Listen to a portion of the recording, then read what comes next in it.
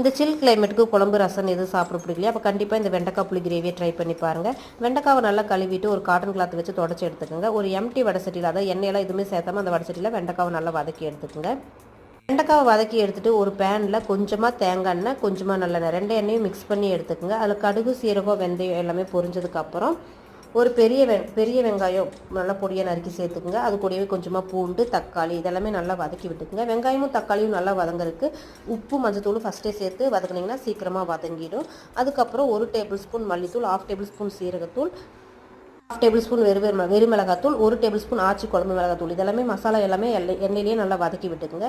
மசாலா எல்லாம் எண்ணெயிலேயே நல்லா வதங்கினதுக்கப்புறம் நம்ம ஆல்ரெடி வதக்கி வச்சுக்கிற வெண்டைக்காவை சேர்த்து ஒரு 10 நிமிஷம் நல்லா வேக வச்சுருங்க. வெண்டைக்காய் வெந்ததுக்கப்புறம் கொஞ்சமாக புளித்தண்ணி சேர்த்துக்குங்க. புளித்தண்ணி சேர்த்து ஒரு 5 நிமிஷம் விட்டுருங்க. நல்லா வெண்டைக்காய் வேகட்டும். தேங்காய் சேர்த்து ஃபைனலாக இறக்கிங்க. நம்மளுக்கு வெண்டைக்காய் புளி கிரேவி ரெடி.